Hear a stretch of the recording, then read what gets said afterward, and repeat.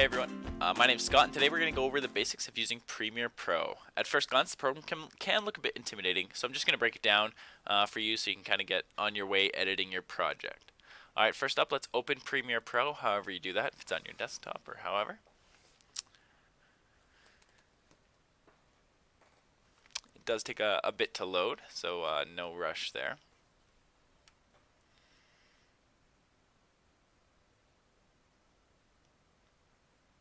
Alright, once it opens up, you should see this screen. All you're caring about if you're opening a new project like this is just press the word new project there. Now again, a lot of options pop up. The only two things you have to pay attention to are the name and location at the very top. So let's name our project something something fun. Toad, we'll name it. And then location. So this is very important. This is where your project will be saved, so have it in a spot you know you will be able to find it later. So if you press the browse option there, I'm going to save it in this test folder that I made and click select folder. Again, do not skip this. Know where you are saving your project. It's very important. I would hate for you guys to lose your project. After that, just press OK. Now you should see something that looks like this to start. Each one of these gray panels here, these are called panels as I just said, but this is kind of the basic of your workflow. This is your desk, if you will. We're gonna just look at the top bar first though before we go into them. As you can see, it says assembly, editing, color, effects, audio, graphics, and whatnot. It's literally for every step of editing. So for the assembly stage of getting your footage into Premiere Pro, editing, then coloring and effects. Now in my experience, editing lots and lots of films on this program, assembly, editing, and color are the only three you'll really need. Potentially audio, I don't see you'll have to get into much more. So you shot your film, anyways, you hear how do you get that project into Premiere Pro? Well, there's a couple ways of doing it. You could right click in the where it says project, and it should say your name, or Toad in this case, and you can right click and click import and find your clips. Or I think almost an easier way is just pulling up your folder of where your footage is, and let's drag it all here and add it to Premiere Pro just by dragging and dropping into this panel here where it says Project Toad, not into any other one. So it's going to take a while to upload, and you're going to end up here.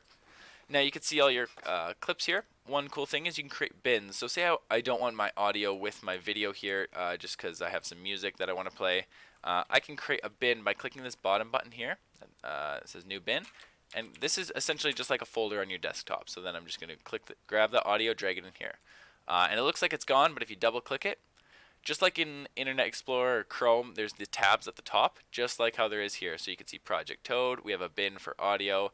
There's Media Browser. There's a bunch of these things. I wouldn't really go into any of them unless you've done your research, but let's just stay with Project Toad and the bin audio. Alright, so you have all your clips, and let's say you'll have hopefully more than just 3 in one audio clip, but for this example, that's what we'll use. After that, we've assembled all our clips, so let's click on the editing tool, because this is where we want to get into the action. Again, click Project Toad. As you can see, where we had the assembly side panel on the left side before, it's now in the bottom left, and it's been replaced kind of by these two panels up here. This is where we're going to view our projects, and your timeline, which is where you actually make the edits, just like with any editing program, you need a timeline. To view what you're seeing on a bigger screen instead of just scrubbing over, you want to double click a clip, and it'll pop up in your source window. Now this window isn't actually what happens in, like, you can't export anything. This is just to view it. To view it, you can press spacebar to play, spacebar to stop. It's going to be a bit jumpy right now just because I am recording my screen. My computer can't handle it as much, just a heads up, but your footage won't be as jumpy and it won't export like that. Or you can just click and drag and move through the footage. So I want to find a certain point where I want to start in, because I don't want to drag the whole thing into my timeline. I mean, I can do that, but I can save some time and headache now by trying to find a certain point I want to start at and end at, and then drag that specific time into my timeline. It can be edited later. So I'm going to go this point, she grabs his hand. So I'm going to press the I button on your keyboard, and that's going to set an in point for when I want to start this clip. And I want to drag it down further until after he looks up. And let's say I want to end it here. So I'm going to press O for your out point. So now as you can see from this whole clip, I've only selected this little section. I want to click and drag and then put it into your timeline, not your other panel here, but into your timeline. So now that it's in my timeline, you can see that this is my project window. So this is what actually will get exported. So this is my actual project here. I can make cuts here, and I'll see it up here. And you'll also notice here it named my sequence. This is what this will be called, this whole project, a sequence. And you can see it made, the clip's name was 6B-3. And as you can see, it added another 6B-3. I want to name this something different to the title of my project because that's what it will export as. So again, let's name this Toad. And as you'll see, it'll name it up here Toad. So now my sequence name is Toad. When I export it, it'll all be the proper title. To expand this, you can grab these little circles down here and move them left or right. So I'm going to make it the exact length, roughly. And then to make this a bit more visual appealing, I'm going to click these gray areas on your video line 1 and your audio line 1. And this will make editing a bit easier because it just expands it. It's a lot easier to see. You can see your audio waveforms and see how things are peaking and whatnot. So I have my video here. This looks good, but you need to make edits to it, right? I mean, we don't really know what's going on in this clip.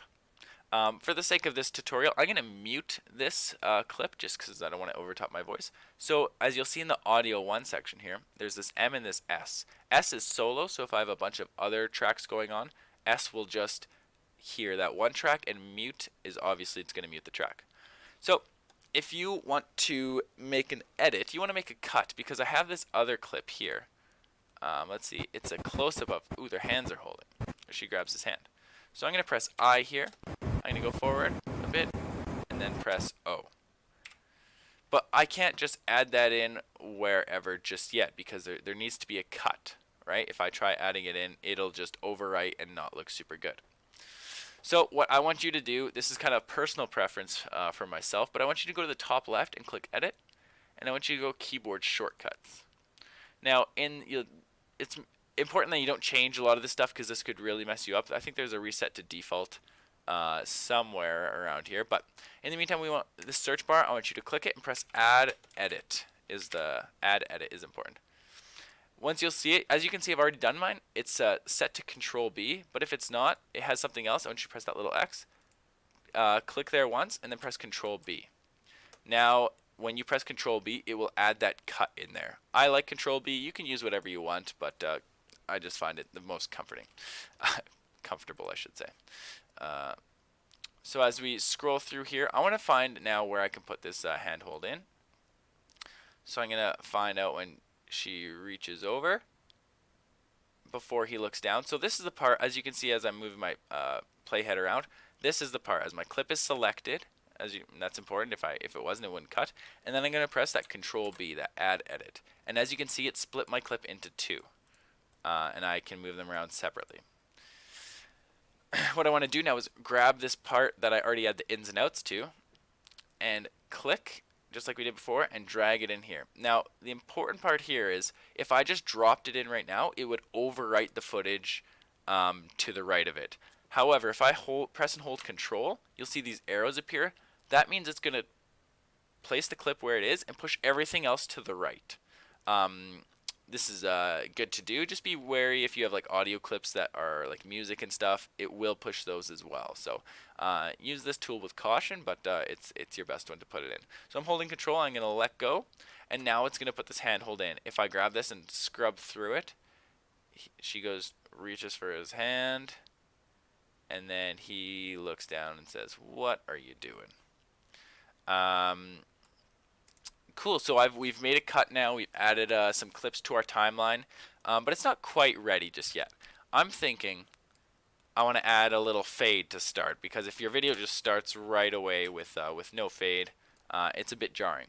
So in order to do that, instead of going to the Effects tab, we're going to go to your tabs in your bottom left, and if you don't see it right away, if you click these little double arrows, Effects should pop up.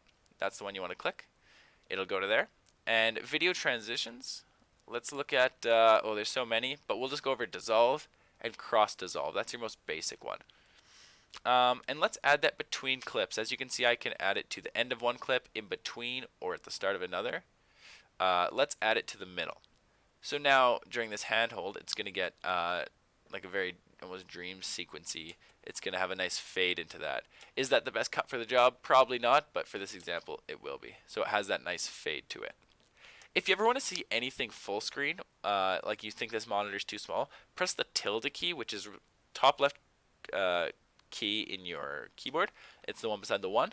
Press that when you're hovering, when your mouse is hovering over a panel, and it will make it full screen. Very good for if you're doing coloring or if you want to make just see your screen bigger. So we've added this nice dissolve in as well. That's really cool. But we also have to have the audio fade in.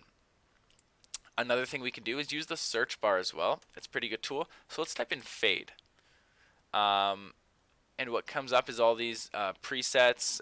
We don't want those. But if I see audio transitions and constant power, that's what a fade is in this one. So you can also type in constant power.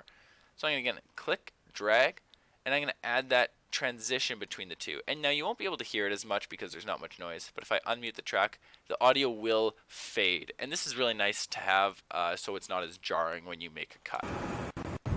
Yeah, it's really tough to tell if I had different examples. You can also use these and the cross dissolve at the beginning and end to have your music fade in and out, or your video fade in and out. If I type in dissolve and I went to the beginning, now it starts black, and once I press play, it fades in. So a nice little fade there. Cross dissolve is your most common one, and constant power your most common for audio and video. But you have so many options. Again, I'm not going to go over all of them. There's a lot of wacky ones in there. So great. I've made my whole project by putting cutting and editing and inserting the clips into my timeline. They're showing up in my source window. Things are looking pretty good. I'm almost ready. But you know what? I think this music, or this project could use a bit of music, I think. So remember that bin I made earlier that was called audio? I could double click it here or just find it in my tabs. And I want to double click it. It'll appear up here. Again, I can create the in and out points here. So I can press I and O. Sorry, it's a bit loud. And then I want to drag this. Oops. You can also drag this little audio only. You see drag audio only over here. Or you can just drag this one as well. There's a lot of options you could do. Let's drag that little waveform down here. Drag audio only. And I'm going to put it right here. It's important that you don't put it over top of your audio for your footage because it will erase it. So let's go to the next track down. And I'm going to double click this gray space here to make it bigger. And I'm going to press the tilde key on my timeline and make it full screen here. This makes it a bit easier, but obviously I can't see. Now, already I noticed that this is going to be too loud. So if you look carefully, there's a gray line in between that separates the top and the bottom of this bar. You can click it here once your mouse turns black, and you'll be able to drag up and down to turn the volume up or down. Let's have it pretty low here, just for the sake of this. And if you want to get out of this full screen, I'm going to press the tilde key anywhere. And now if we play, it's going to skip a bit for now just because my computer can't handle me recording this and everything going on. But you'll hear some music since it's not muted.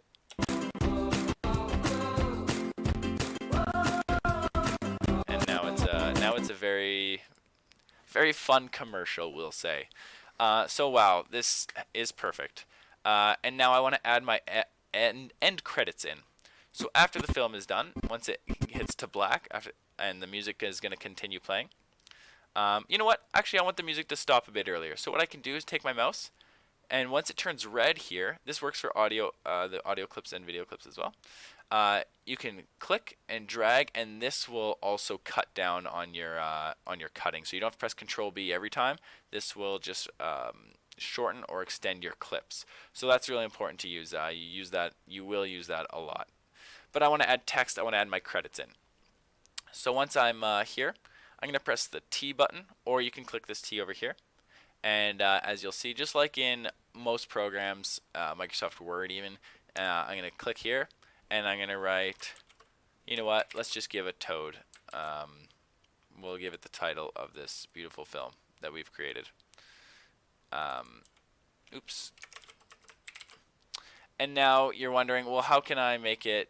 I mean, is that it? Can I make it bigger, smaller, different font? What you want to do is in the top left, can go to Effect Controls, and this, as you'll see, will open up a window that shows. It looks a bit confusing at first, but it'll say Text Toad, so that's the one selected, and this is where you can select your font. So we'll change it. Make sure it's highlighted. And then we can change your fonts here. Let's go to, oh, beautiful. And let's make that size a bit bigger.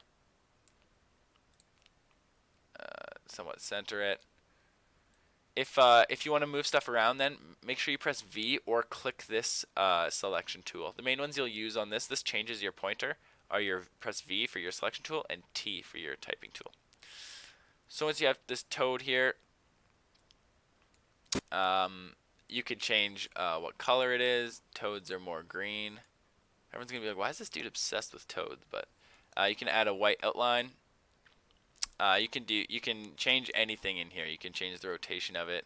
Let's have a bit funky with a little minus 24 degree angle there. And you know what? Let's make it opacity's how faded it is. And let's make it 38. This is very artsy, so this looks great when it comes in like this. Again, if I wanted to add a fade, I would add that cross dissolve that we talked about earlier, just to the beginning and ending of it. And this blue thing won't be there. So, oh wow, this is perfect. I want to export this now, but wait, I want to color my film first.